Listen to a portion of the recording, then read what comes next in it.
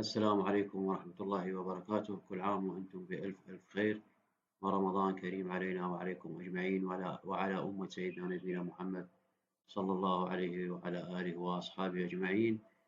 أخواني، حبيت أنزل هذا الفيديو وهو شرح طريقة زيادة ونقصان وإنقاص كثافة التطريز في برنامج الويلكم E4.2 نسخة الE 4.2. نبدي بشرح الفيديو على بركة الله.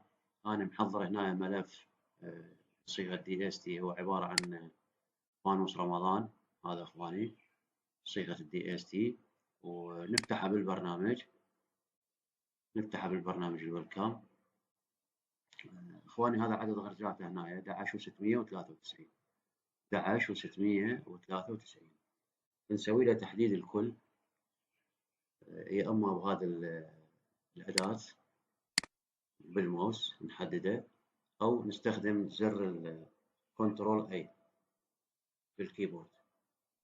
بعد أن حددناه ناخذ هذه الأداة بروسيس،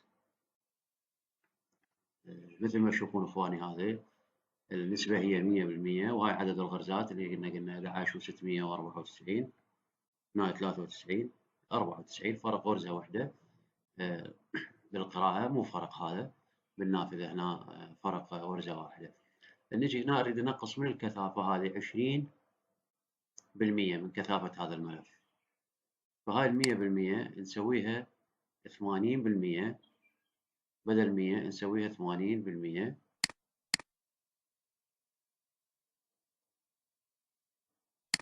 من صارت 80%، يعني احنا نقصنا 20% من عدد الغرزات ومن كثافة الملف. نضغط على موافق. نلاحظ عدد الغرزات هنا أخواني صار 8,987. 8,987. نخزن الملف أيضا بصيغة DST، ونفس المكان هو على سطح المكتب، بس هنا نغير اسمه حتى لا يصير عملية استبدال، حتى نقارن بينه وبين الملف اللي بينه وبين الملف القديم. فننطي تسمية غير التسمية الأولى، حتى قلنا لا يصير عملية استبدال. ونخزن الملف ونغلق النافذة. الملف من البرنامج. نحذف هذا الملف اللي ظهر عندنا، قلنا دائما يظهر عندنا هذا ملف DGT. من نخزن بصيغة DST يظهر هذا الملف الزايد. هذا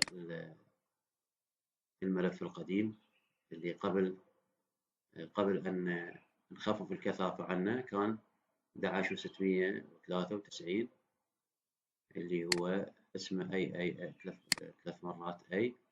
ونجي على هذا اللي سميناه بي. نشوف هنا عدد الغرزات صار 8,987،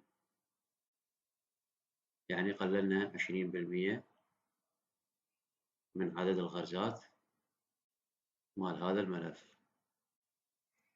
تحياتي إخواني، لا تنسوا دعم القناة بالإعجاب والتعليق المفيد، وأي سؤال تطرحونه يفيدنا ويفيدكم ويفيد القناة، والاشتراك بالقناة وتفعيل زر الجرس. وكل عام وأنتم بألف ألف خير، ورمضان كريم علينا وعليكم أجمعين. السلام عليكم ورحمة الله وبركاته.